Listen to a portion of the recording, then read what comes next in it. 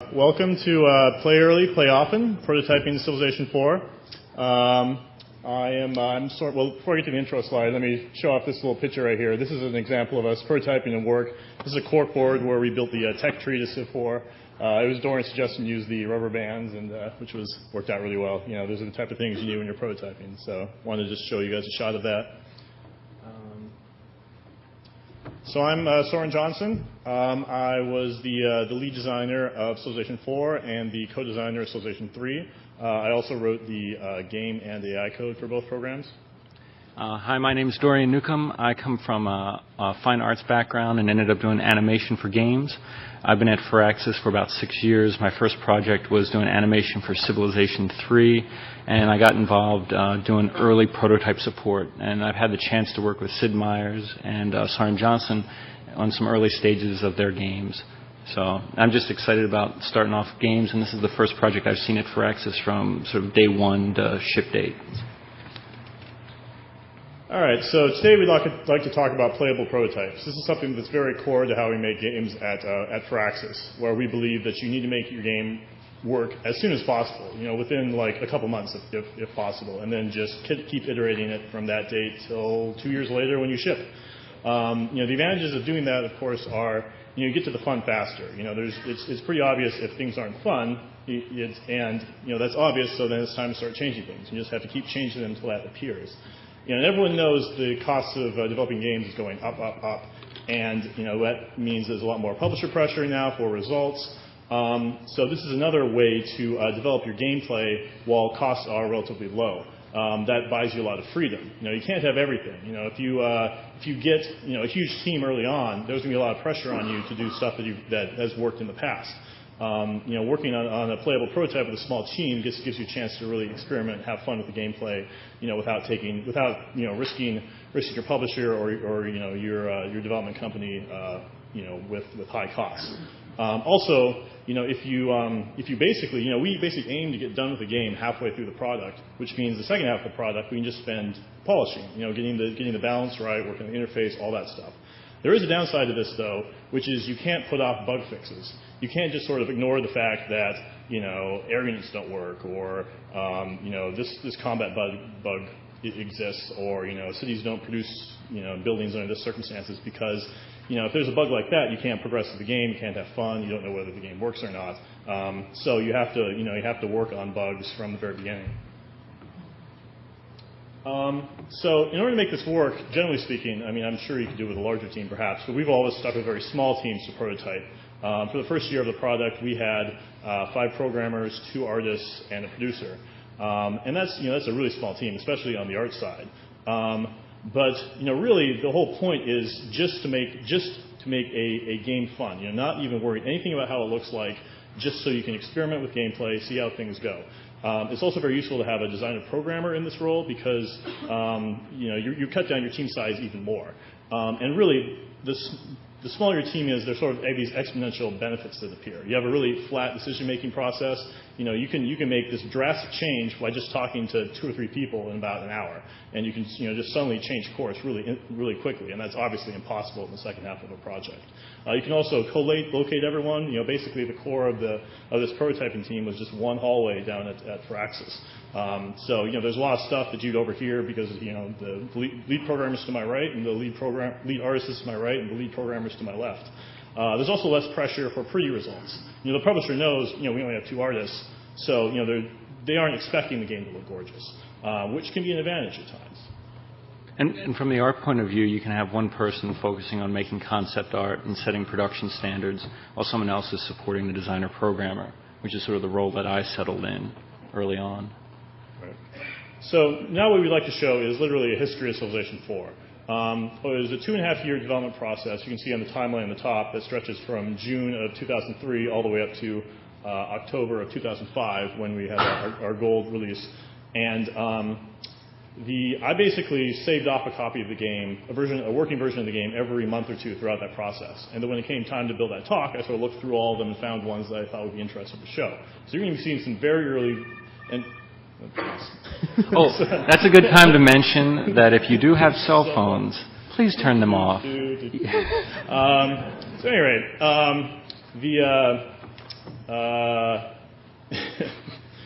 So I saved up versions of the game, and there's about 6 we'd like to show off for you, show you very early, very ugly versions of the game. And I also have listed various improvements to the game as it continues, with color coding. So the black will be gameplay features. It's okay. It'll be green will be graphics features, and blue will be interface features.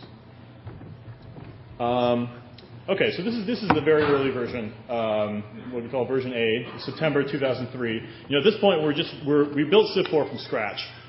We didn't build off of any of the previous Civ games, which is something that we've done in the past. We thought that was important for this version because we had some very high expectations for what we could do with multiplayer and what we could do with modding and other things.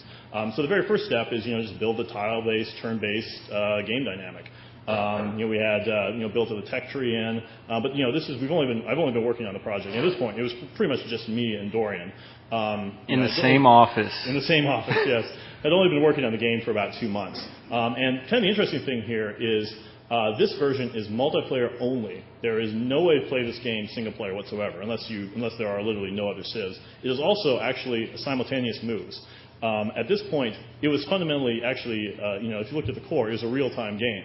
We weren't planning on making Civ 4 a real-time game, but we built it as a real-time game at the beginning because we knew that would pay off for multiplayer later getting simultaneous moves to work. We also wanted to implement a team game right off the bat because we felt that would be key to making multiplayer fun.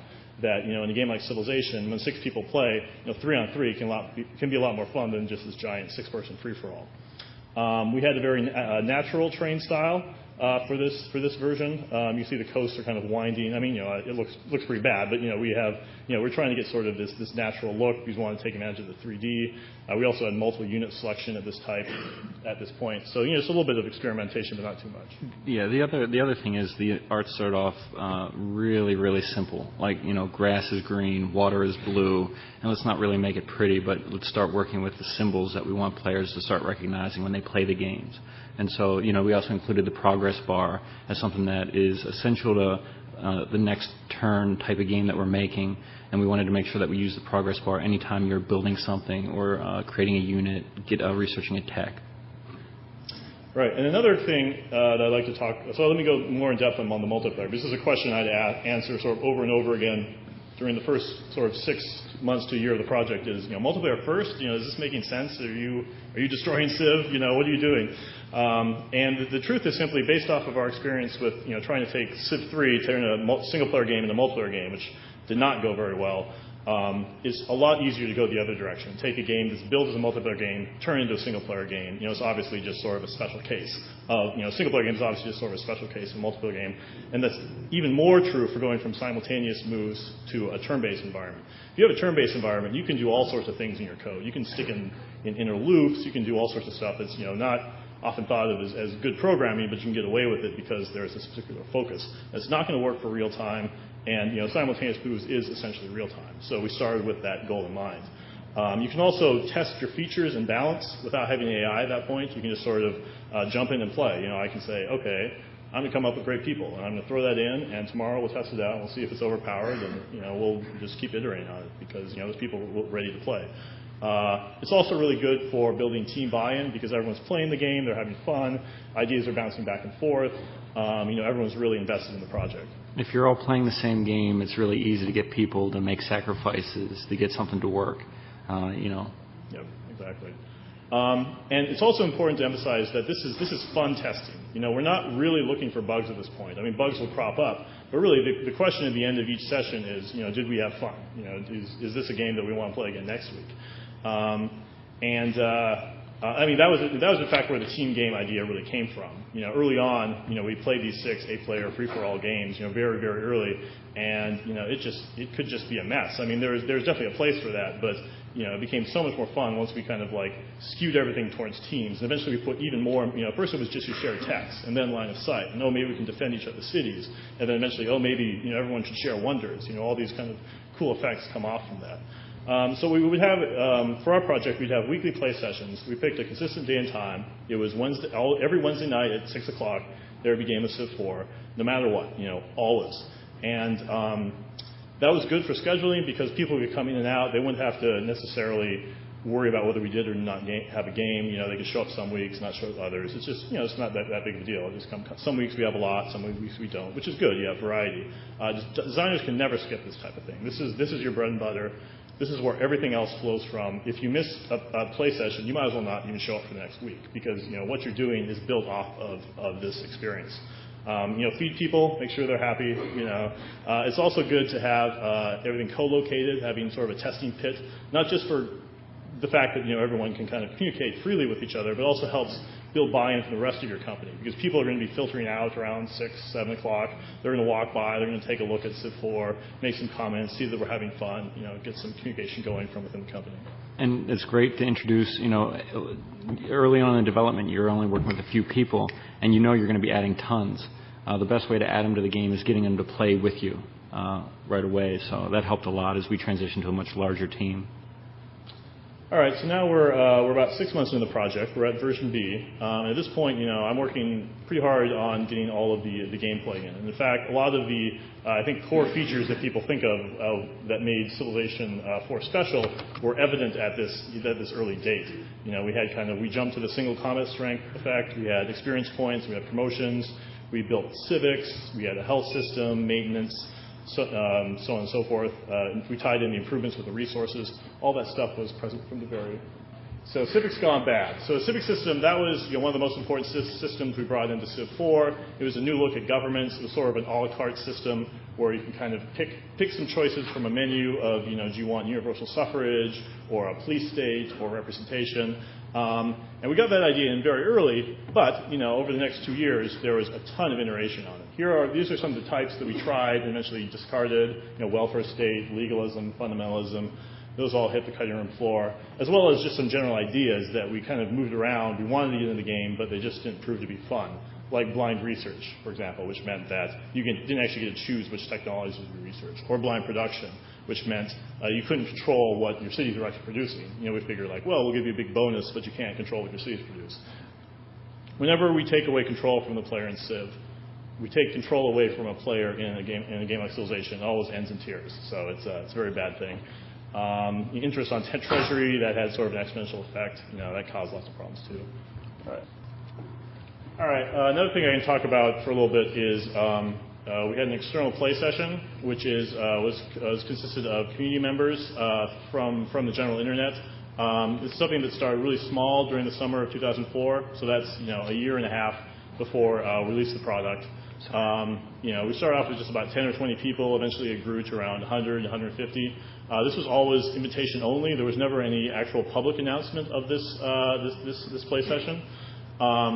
But it was super valuable to us. We made so much progress based off of this feedback. There are so many things from our experience with Civ 3 that we knew we could have done better if we had just gotten good feedback when it was important. So this was really important to us. It was based off of us combing through the community, finding the guys who were most valuable, and bringing them in, giving them a real early look at Civ 4. Even when it was ugly and still kind of wonky, but they fought through it, and it was very, very valuable. We had to adopt sort of a bi-weekly patch system, which is sort of one of the costs of doing something like that. Which is always going to cost you a little something, because there's some production issues you have to deal with. You wouldn't have to deal with otherwise. And it was also important that we brought people in from the single player community, the multiplayer community, and the modding community. We wanted them to feel like they were all of equal importance. Okay, so we see a little. This is version B. This was right before 2004, and you can see that the terrain, because we know we're making a tile game, we sort of wanted to make the terrain really organic. And the assumption was, if we make it, fractal based and sort of alive, people will not get hung up on the point that it's a tile based game. So you can see that there's really no structure to the beach front there. The only area where there are tiles right now are in the hills and mountains, because that was pretty important for gameplay.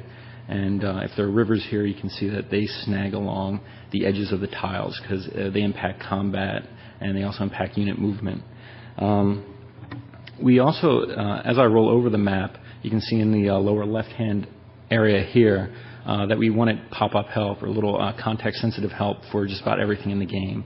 Because Civilization is a game where you have more information usually coming at you than in the standard PC game. And we wanted to be able to have one area where people could focus on that information. The other thing is using the including symbols really early on and trying to build this the icons of the game. You can see here's a deer. It should be painfully clear that this is a deer resource, and hopefully you can figure out how to use that. And you can see how quick and dirty you can be with prototype art. I mean, that's literally the Civ 3 deer just slapped onto a flat billboard and thrown in the game. Yeah. I mean, as long as the gameplay is clear, that's the only important thing. And then we also started to try to identify really important screens. So if you're playing the game and you build a city, we know that we didn't want to have a really separate city screen from the game. So right here, we just started overlaying the parts of the interface that you needed to make the city screen happen, and whatnot. So. All right. Cool. All right. Now we're up to version C. So we're almost a year into the project at this point. We're coming close to the beginning of that play session that I mentioned earlier. Religion gets introduced at this point.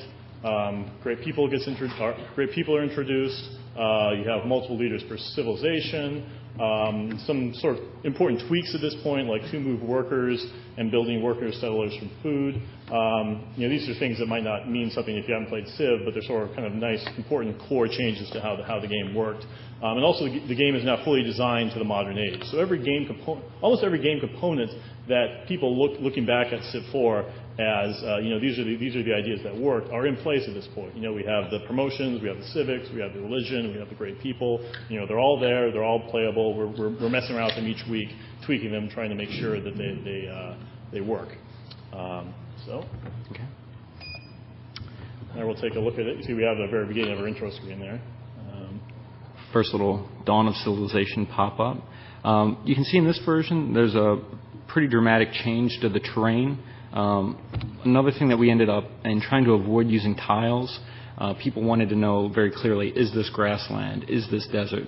And so the first cut was to make these pieces extraordinarily obvious, very different. It's a little bit too much in the fact that most of the other game gets hidden by the bold colors of the terrain, but we were trying to compensate for legibility when people were playing. We were also, I guess we were about to start sharing this with the testers outside the company. Right. So we started to become really aware of what things were working and what things weren't in our internal tests.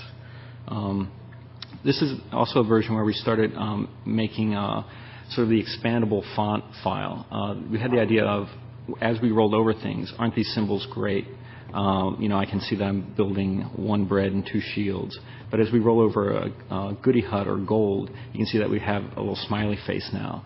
And the idea was we had all of these little symbols that we wanted to use, and instead of saying +1 happiness, it's much easier to say +1 smiley face. And the easiest way to get that in the game very early on was just to build those symbols in the font, just like special characters. If you're making a card-playing game, you're going to have the club and the spade and the diamond as part of the fonts. And we started to build these out. And about once a week, someone would come to me and say, I really want to show entertainment. You need to lay out the font file again so I can put this stuff in. You can see research in the upper left-hand corner. Interface is a very important tool for prototyping.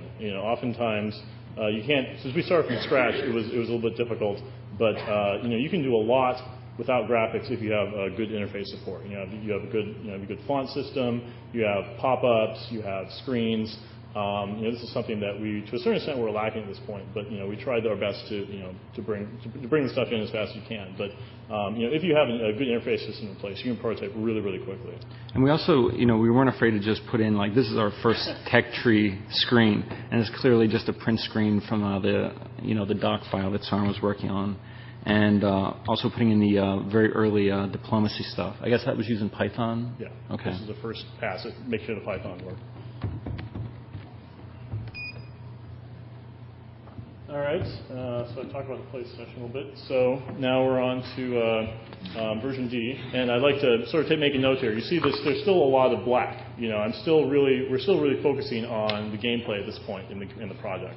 There's still not a whole lot of graphics and interface support. And this is because still at this point we're a full year in, and we still just have 2 artists on the team. The programmers are basically working on getting the Python, the XML working, some basic 3D graphical stuff, interface code, gameplay code. That's really basically what we're focusing on. So in this version, we're getting to the point where it's really what I would call gameplay tweaks. I sort of changed the way religion worked so that it used to be that there was sort of multiple different levels of religion that could be in a city. They could be strongly Buddhist or very weakly Christian or whatever. And I went to a much more simpler system where it's either, they are Christian or they aren't. And I'll talk a little more about that later. There's some little tweaks like impassable terrain, tying great people to golden ages, adding a lot of options. Once you have your game in place, we're sort of, in a sense, gameplay-wise, starting the polish phase here. So you can think about what kind of options you want to provide for the players. Game speeds, that's something that was really a big success for Civ 4 because it allowed us to kind of cut the game into different segments, whether people wanted the giant epic game or whether they wanted the quick multiplayer game, adding different map scripts to have a much more greater variety of random worlds. We also made a really important decision at this point to have our text file or our scenario file format be all text. And that gave us full backwards compatibility throughout the entire project for scenario files. And also, our fan community now is actually creating sort of third-party applications that to actually help modders create these files, which is really neat to see. Okay, another look at this version. This is right after play sessions began, and you can see that we started the first of the scaling back that saturation in the terrain. And over the next few versions, you're going to see the terrain gets a little bit brighter, a little bit lighter, a little bit more sunlit in each version. And it was sort of like one of those things where when you're prototyping, it's really good to go to the extreme. Whenever Sid Meier talks about stuff, if he says instead of making it 10% better, he makes it 100% better. And he sees very quickly if people like that change or not. And so from this point on, the terrain is going to get a little bit more desaturated and a little bit brighter. We also inserted a pretty brutal change to the coastlines. You can see that the grid is very clear because we found that the organic system that we had for the coastlines was confusing people. You'd see a really sweet tile and say, I can't wait to build my city there. You get there only to find out that you can't build anything there. And it's ocean, in other words. Yeah, it's ocean. It restricts you. So we wanted to make sure no one was getting frustrated by the artwork, even though this looks considerably uglier. Yeah, and that comes directly from the play session. It was just continually, one of those frustrations that came up over and over again. I don't understand what's land. I don't understand what's water. So we knew whatever it was we were doing, it wasn't working. So, no one thought that, this new sort of coastline system actually looked good or was workable at all. But, at least we could get back to testing whether the game was fun or not. So, we basically just threw out whatever, kind of art changes we thought we were making progress on, got back to the gameplay, and, started making some more progress again. Another thing that we did was we knew that we wanted to make a living world. We wanted the world to sort of be alive. So as you revealed it through the fog of war, you'd be excited by what you found. And the first few experiments were done by a really great art intern that we eventually hired named Tom Simons. And he animated this elephant, which most of the animation stayed to the final game. And you can see the whale, which changed a little bit. But we just started to add those animated features in, as well as making changes to the symbols. We had been using shields to represent production, and that was one of those decisions that just came from Civ 1. Blue shields had always represented how many resources that you got from mining a tile. And based off of some information, it's like, why are we using shields? Why not use hammers? And so we started to play around with the different symbols. And we were questioning sort of how much heritage do we carry over from Civ 3 and how much new stuff do we introduce. And I think the hammers work a lot better. Yeah, that's generally a very important question when you're making a game like Civ 3 or Civ 4. How much stuff do you have to keep? We'll get to that later a little bit when we talk about us moving back towards a tile-based system. Just determining what's the real core element of the game. First of all, I'd like to talk a little bit about religion in Civilization 4. This is one of the very key new features we introduced to the game. It's something that I think we've been afraid of introducing in previous versions. It's a very, very, very touchy subject. But actually, for me as a designer, the trick was not necessarily how not to offend people, but how to actually make it fun. But before I talk about that, I want to show off this quote from Chris Crawford here. And this was on our private fan forum. This is actually my signature for the length of the project. There are a few games that show any flair for simplification. Sid Meier's Civilization is one. Sid was so brutal in his simplification of history that I sometimes wince at the game's inaccuracies. Yet the result of Sid's design parsimony was one of the greatest computer games of all time. Civilization works because all the subsystems are just incredibly, ridiculously simple. In fact, when you usually come up with talking about them, they sound too simple. It's like, that's not going to work. But in fact, the game is really built on that everything in the game is just remarkably simple. It's the interactions that matter. And this is a problem we ran into when designing religion. We went through what I would say sort of 3 major iterations of religion. The first one was that a city might be low Christian, medium Hindu, high Buddhist, and that had various implications. Low might mean one thing. If you have a temple in the city, low might mean one thing, medium might be another, high might mean something else. Now that's fairly complex, and it also is a problem that's not immediately apparent from the map what's going on in the city. You actually have to go to the city screen. So the next version, I try to simplify things a little bit by saying, okay, now instead of having these set levels, we'll just make it countable. The city might have 3 Christian hands and 2 Muslim hands and 1 Hindu praying hand. And like if you have a temple, you might have 1 happy face per hand of your state religion or whatever. In that case, the rules are a lot simpler because you don't have these special cases for low, medium, and high, but we still have the exact same problem of, it's not necessarily clear from the map what's going on. And that's because it's very, very important. We wanted in Civ 4 everything to be readily apparent from the map. We didn't want people to have to jump to different screens to find out information. We wanted everything to be sort of clear and transparent. So when I went to the third version, which at the time just seemed too simple to work, it just seemed almost kind of ridiculous, but it was just simply a city either had religion or it didn't. A city either was Christian or it was Islam, Muslim, or both, or none. That's the end of it. But that worked really, really well. It opened up some really basic, simple gameplay, like if the city is Christian, you can build a Christian temple there. It also tied in really well with missionaries, which were the way that the user spreads religion in the game. And once the game was simple, once the mechanics were simple, it also had the benefit of being very readily apparent from the map what type of religions were in each city. We just threw a little font symbol above the city billboard to show whether the city had different religions. And when players understand what's going on in a game, especially in a game like Civilization, they start having a lot more fun. This also pushed us towards, like I mentioned, third version was very closely related to missionaries. This was another progression where we tried to make the game simpler. Originally, we had sort of a natural diffusion method of spreading religion in Civilization, where there's a lot of mechanics running around in the background that supposedly realistically modeled how religions travel along trade routes, along rivers, along coasts. And when civilizations bump up against each other, they sometimes share religions, that type of thing. Sid kind of refers to this type of system as the computer or the designer having more fun than the player. The player is kind of watching the stuff going on, not really understanding why, and sort of reacting, but not really feeling like they're in control. So when we brought the missionaries back, now the player's having fun. And it's very similar to some of these other obvious systems that Sid made that work really well in Civilization, like the worker. You want to improve your land, build a worker, you move him, build a mine. Missionary, spread religion, build a missionary, move the missionary, spread religion. You're done. Very, very simple, but it's also very effective.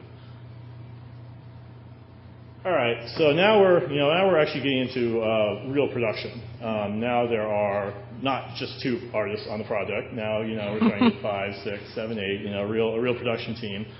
So as you can see now, we're having a lot more graphical changes. There's still some important gameplay tweaks here, like wonders creating great people, allowing you to pick what starting era you want the game to begin in. But these are what I would call sort of minor changes at this point. The broad brushstrokes are over.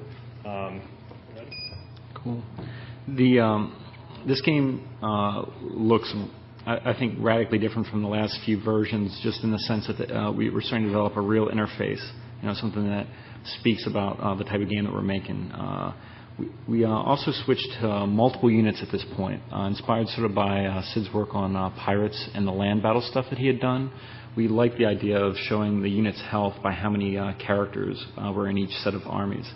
So as we scaled the units down, we decided, hey, maybe it would be nice if we had a flag so that they would stand out when they're in the woods or in the jungles and you wouldn't lose them behind mountains. So you can see that the flag, selecting the units through the flags, and incorporating the flag into the interface all sort of came about from the decision of adding multiple units to represent your armies. And it was also sort of fun, like all of a sudden as you move the guys around, you felt like, hey, I'm really controlling a lot of guys here, rather than just the single swordsman on the beach. You have a little army, a little pack of guys. You can see that now the beach is still totally tile-based at this point, and we added in some really simple height maps so that we could get a little bit more of an organic feel. And this was the test to prove whether or not a tile-based art system could work in sort of the next generation of PC titles. It sort of sucks as an artist when someone says, you're making a tile-based game, now make the art really great. Because you look at all these really sexy games out there, even ones that are a few years older, and you're like, they don't use tiles, that's why their game looks great. And to sort of like go into trying to solve the tile problem, I think this was the first step, but it was a crucial one, because people said, this makes sense, this is the civilization game. We're not looking to build a portfolio, we're looking to build a great game. Which ties in with the SID concept, Our needs support gameplay, and we were getting away from that. It was moving us into dangerous territory. The other thing we did is we knew that the leader heads were really sort of a marketing win for Civ 3. We had a game that looked a little bit grainy. It was hard to stand out on, but the average person could look at it and say, wow, those leader heads look great. And we wanted to sort of take the next step with that. So we put in our first prototype leader head just as a proof of concept, like, could we get a 3D guy to work? How are we going to light this guy? And then we add in the idea of having responses. So if I ask for a lot of gold from this guy, and yay. Too greedy. Yeah. Gold per turn, 2. The idea would be, we demand that you give this to us. And the guy's like, no way. So just trying to make more character. From the single-player point of view, we've been playing a lot of multiplayer, but things like leader heads and things like Wonder movies are very much geared towards a single-player experience. So that's when we started to think about them at this point. All right, so now I'd like to talk about the AI just a little bit, because that was basically what I started doing at this point. I'd put off the AI quite a bit early on in the project, because I basically wanted the entire game to be done before I started working on the AI. And I mean, it didn't quite come to that. I did a little bit of early AI work interleaved, but that was the basic idea. First half make the game, second half make the AI. And part of the reason for that is AI is not easy to prototype at all. It's just a long process, and you can't tell how much progress you're making very easily at all. It's much more of a leap of faith type programming, and it's hard to involve the whole team in it. Traditional testing fails here also because your professional testers, they're trained to look for literal bugs. Do the ships not move onto land? Does this technology allow you to create the right buildings? They'll tell you if the AI sucks, and they'll probably tell you that quite often, but they're not really going to necessarily tell you the right things you need to hear. So what you really need to work on AI is you need some hardcore fans to really push it as much as they can. That was where our play session testing group came into play, because they've been playing the game for about 6 months at this point, so they were giving me some good feedback on all the huge issues with the AI, so I was able to get some good traction on that then. Automated testing also helps greatly when you're working on AI. Every night when I left the office, usually I would have 2 or 3 games run, sort of auto games where the AI was just playing itself, and then I see how the AI did in the morning. Did it make it to the industrial age? Does it make it to the modern age? Is it winning the game? Is it doing combat correctly? That's a good way to get. You just need feedback. That's what you need to build AI, and you need a really wide net. So hardcore fans and automation is really what worked for us. But an important thing to remember, and this is really, really important when you're building AI, is that fun comes first. Building AI is not about beating the player. The only thing that's important in the game is the players having fun. So even though we're using the hardcore fans to analyze the game, we're not doing that so that we can make sure that everyone loses every game of Civilization they ever play. That's not what we're about. That's not what we're about at all. Really, I hope everyone wins every game of Civilization they ever play. Just they pick the right level. So fun comes first, and that's just a given. All right, so we're getting close to E3 here. This isn't our E3 version, but this is the version sort of right before it. As you see, not much is going on here gameplay-wise. A lot of AI work behind the hood, but we have a whole lot of graphical improvements. And there was a lot of, at this point, this is where most of the production team is under the gun. This is where, every artist and every programmer gets blamed if things don't go really well at E3, so everyone's freaking out. We really like the 4 units, so we said, let's make them 5. That's even going to be better. Maybe we'll have 7 or 8. So you can see that we added a bunch of units, and, it was sort of, there's a lot more turn waiting for guys to fight each other. We really like the flags, so we said let's customize some of the art on that flag, give them a Civ-specific flavor. So you can see, the flag of England there, and over here we have Gandhi's flag. And it was just a really simple texture swap, and we were sort of hoping the mod community would take off with that, and you might see someone playing as Bart Simpson, or whatever their favorite cultural icon was. We started something that in Civ has always been a little bit dry is sort of the borders. The dashed lines have always been around, and we had that in a lot of the prototypes. And this was the first time where we felt like we could make cultural borders cool. You can see how they conform to the river. And it took a little bit of time, but we wanted to sort of give the people playing the game that feeling that they had when they were in middle school and they opened up the world history book and they would trace their finger around like the rivers in Europe and find out, that's why Germany's like this, or that's why France has this really crazy border. We also got a chance, someone other than a prototype guy like myself worked on a leader head, and we got a chance to start playing around with some shaders. He's a little bit shiny, but you can see this model, all of a sudden we said we have this cartoony look, a slightly cartoony look, but with a lot of detail that we're going for. And that's sort of the kind of guy that you want to compete against when you're playing a single player version of Civ. And the other thing is the buttons are really coming along in regards of we had one guy whose name was Justin Thomas that made I think the majority of the buttons, and he really focused on he would just have these pages, these Photoshop pages up of all the different buttons and all the different units, and it was really awesome seeing him come along and be able. Right now, I think the only things that we have are the only finished set are the buildings, but it's really crucial being able to identify the right image for the technology of the button, even things like the internet. Making sure that we have the right look and feel for that. It wasn't just a joke. It actually was I think the clearest way to make people understand what the internet was, believe it or not. All right, so we've been kind of talking about tiles a lot here, and we're going to talk about a lot more coming up. Starting with the coastlines. As we said earlier, we're really looking. We started off saying, okay, we're 3D now. Let's go for a natural look. We no longer have to do tiles.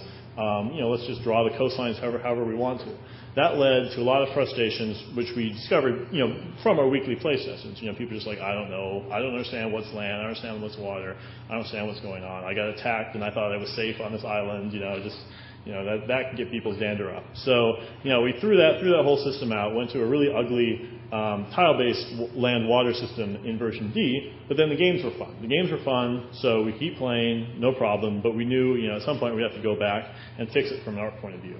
And that's what we were doing when we came to versions E and F. Those are sort of 2 different iterations of trying to come up with a system, because that's what tile-based games require. They require kind of a system that gives you interlocking pieces that fit together that look natural. And here is, click once more, you'll see this is what our final coastline looked like, which is very nice. You have some areas with beaches, some without, but you still have you still clearly tell where the tiles are and where they aren't. So we come a long way from kind of this natural system that was really frustrating to hopefully one that looks natural but was much funner to play. All right, so this is essentially our E3 version right here. There's a lot of crunch time put in here, making sure that we could show off a version E3 that essentially looked like a finished game. And go ahead and show it off. Okay, the terrain is sort of now taking the biggest final step forward to the finished terrain in the game, and this was done by a guy named Greg Furch and Brian Busati were the 2 finishers on the terrain, and we really got the sort of look and feel that we were hoping to have at this point. And let's see, the 5 units actually weren't as fun to play. And they were starting to create a performance problem. So we went back to only having 3 units. And the combat animations were sort of starting to work. You can see that there's a lot of frame skipping, and a lot of pausing, but it was sort of the animation systems coming together. Let's see. For E3, it's always good to have some sort of gimmick that isn't necessarily important for gameplay, and for Civ 4, it was sort of the worldview. Like, this is the first time that we were able to get that feature in, and a lot of people walking by really crowded booths, seeing like the latest and greatest stuff. This would be something that could get their attention. We also added go-to lines so that you could start playing. Civ was sort of started as a digital input type of game, using the keypad. And in modern games, everyone uses go-to points in RTS games. And the go-to things that we added in Civ 4 are right mouse driven. It was the first time we felt like we were starting to get a good approach to getting movement in. And we also added in the city bar at this point, and we wanted to incorporate like the text. What you see is what you get, show the image of what you're making, as well as having the progress bar. And that was just, especially keeping that as you zoom out to the world view, you could still sort of track, how are my cities doing, how am I doing building, is my warrior coming along, is my wonder coming along. And finally, we have another leader head, and we, got in love with bloom. You can see a little bit, like every game had a little bit too much bloom, and we started with no exception. But here's a guy that has a really nice animated character. We knew that we had the good artwork, so we started to make it larger on the screen. And this actually had the interface in there for negotiating, sort of fully fleshed out. All right, so we've talked about tiles a lot, and this is like I said, this is one theme of that. This I think was probably the big mistake we made in the first half of the project. It was trying to have the artwork abandon the tiles. Early on in the game, the hills didn't necessarily follow a grid, the rivers didn't follow a grid, the terrain didn't follow a grid. The desert just kind of winds along there. You can't really tell what the tiles are. And we thought that was the path to making the game look a little better, a little more modern. Well, we were very wrong. But this sort of comes down to a question of what is your game about? What's sort of the core feature? Well, especially when you're working within a franchise, what's that core feature that you need to maintain as you're going along? There's a lot of things you can improve, but there's some things that you need to understand that everything else flows from. Now, I think most people would say that what that was for Civilization is that Civilization is a turn-based game. That's sort of the fundamental game element that makes Civilization work. I actually disagree with that. It's, or at least something I've learned to disagree with over the course of Civ 3 and Civ 4. Civilization is a tile-based game. That's the fundamental feature of the game. Everything flows from that. The way you move your units, the way you found your cities, where you drop down your improvements, which then can get pillaged by other units that have a certain amount of movement rate. All the little things that go along in your head when you're playing a game are fundamentally tied to the tile-based system. Which, of course, also, the turn-based system is kind of a result of the tile-based system, you could say, as opposed to the other way around. And having the art not reflect that, probably the most core element of Civ 4, was really turning into a disaster. So, about halfway through the project, we had to really kind of reevaluate where the art was going. And, everything in the game, we sort of pushed back towards a tile-based system. We still, of course, wanted them to look natural. So, it's not sort of beating you over the head with tiles. But you can see clearly, the hills are kind of going, east, then southeast, east. And you can see sort of the rivers are flowing south, and then east, and then south, and then east. You can sort of see where the desert, there's sort of a few tiles of desert, and then one tile to the north. It's not like crazy tile, but it was very important that the user understand where these lines are. And when you see the line, units match up on the screen, it becomes much more apparent. It's also part of the reason that we went for a straight ahead view in Civilization 4 as opposed to the sort of the angled view of Civ 2 and Civ 3. We felt like the player would be able to pick up on the tiles just that much better. All right, so here we are with the retail version of the game. No gameplay, all graphics at this point. I'm so glad I don't have to relive these steps again. Looking through these versions is sort of like, oh my goodness, how much work do we need to do from each of those versions? But you can see that in this version, the interface really came together. And the interface changed pretty drastically between the last version we showed you and the finished retail. But we think that this is a much cleaner version. The cities, you actually have customized cities with dynamic layouts. You can see your wonders in there. A lot of hardcore players don't zoom in, but we know that people that play games more casually, or a 10-year-old that gets this from their parents at Target, is going to be really into seeing their Colosseum in there and seeing how the pyramids look. Let's see. The road and buildings are cutting through the forests, so you can see that there's like a little path through there. And a lot of these things were systems that we had designed, but we incorporated later on in the process, just because at this point we had everyone at the company that we needed to throw on it. So we did. And you can see that all the all the tracking of your game, you can see how well you did over a period of time, sort of all the cool things to recap your game on and send as files when you beat someone are in there.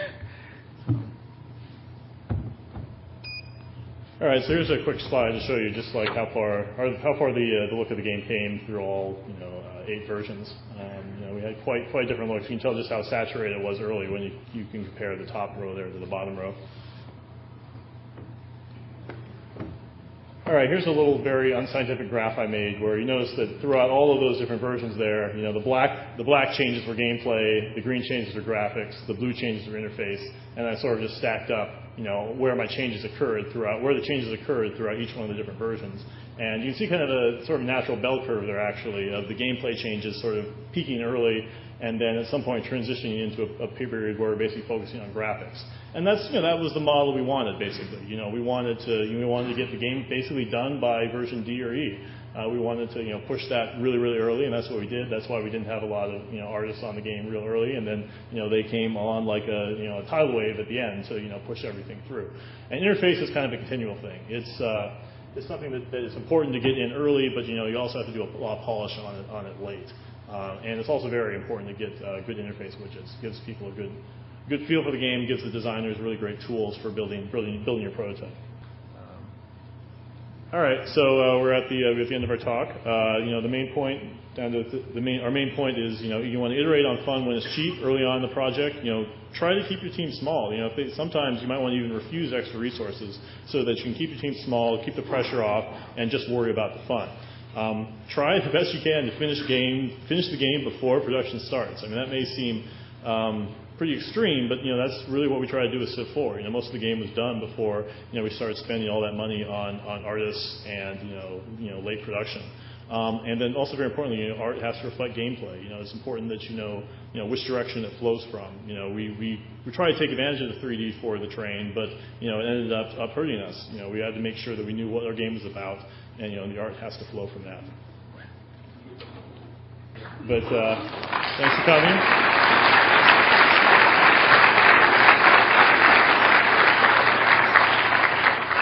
I don't know if you have time for questions, but I'm happy to answer any.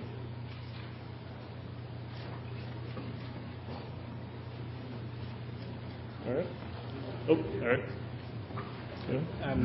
When you were running your playtesting sessions, did you have anything in the software to help you gather more data what people were doing, like if they tried to move onto an ocean square, or they had to cancel something, or didn't take an advisor's advice? Were you interested in capturing any of that data sort of automatically for analysis, or were you just relying on the playtesters to tell you later, I was confused? Yeah, we mostly just did it off of observation. I was either taking part or watching all of the play sessions, and it was sort of the notebook method. We did have a lot of script output in the game where we were punching out where all the units moved and where who built what where and what technologies they were researching, and that could help come in handy sometimes. I mean, I think if you have a larger group of people playing that you can't watch, I think keeping track of statistics would be really valuable. Okay. So I would definitely do that. Thanks. Hello. Do you think you lost something? Because, from the way you have described it, it was a big win to prototype all the gameplay right before having it ready before production. But do you think there was something lost in having the gameplay pretty much locked during production? Well, first of all, it wasn't necessarily locked. Sorry, I'll repeat the question. Did we lose something by sort of trying to finish the game halfway through the product? Well, the second half was really balance and tweaking. We knew there's, for example, a civic system in place but the exact civics and what their effects were constantly changing, even up to a few months before we shipped the game. So, I mean, you always, you can always gain something or lose something depending on where you kind of draw the end line, of course. But we just set a goal for ourselves that we should try to figure out what the fun stuff is, get it in early, and then we can balance and polish it. So I think that worked out best. I mean, I think if you kind of hope that everything works, and you try to put in these major features late, you're going to often wind up disappointed. Like being a designer is sort of, you have to accept the fact that you're kind of inherently wrong. Everything you do is not going to work out. I mean, that's just the state of being a game designer. So you just have to anticipate that and give yourself time to recover, which is what the second half of the project is for. Thank you. It sounds like most of your game testing was pretty much exclusively the hardcore. Did you guys ever look at how do you introduce new people into the franchise? And kind of a follow-on question. The one thing it seemed that you really missed was the Civipedia was a disaster when it first came out and got fixed. How did that happen? Yeah, well, Civipedia, that was my fault. So sorry about that. I don't know what, it's funny how, I think the Civ 3 Civipedia actually worked out pretty well, and sometimes you take for granted the things you did right the previous time. And it somehow just didn't occur to me. I was like, well, icons, that'll work fine. Everyone can see what it is. But I don't know. It's hard to say. I think that the fact that so many people that we try to emphasize getting the pop-up help where you needed it, when which is a good thing. When you decide what to build in the city, you get pop-up help on all the choices, what to research, pop-up help there, pop-up help in the pop-up in the city screen. All of the information was much more readily available. That the Civipedia was sort of less important. But like I said, we should have done a better job. But that was part of the reason we didn't focus so much. What was the first part of the question? New users. Oh yeah. Well, we did actually bring in people who never played the game before, especially for interface testing. But we think that for a strategy game, you really, it's kind of. I went to the Half-Life 2 talk yesterday where they talked about how they kept bringing in new people from EB constantly to play the game, play the levels, and I think that's perfect for a game that is kind of like a once or twice experience. For a game like Civ 4, I think that you're actually best off trying to be able to get the same people playing the game like once a week over and over and over again, because it's important to find out. Not necessarily how the game plays immediately, but how it's going to play after it's been out in the market for 3 months, for 6 months, for 9 months. The only way to do that is to get people to play the game over and over again. But we definitely brought in, sort of the Kleenex testers, people who had never played a Civilization game before, just to see if our interface was working, what made sense to them and what didn't. So it's all important. All right. We're told that we have to close. If you have any more questions, we'll probably be out in the hall, and we'd love to hear from you. Thanks a lot. If you have been playing Civ 4, if you tried it out, hopefully it was fun for you.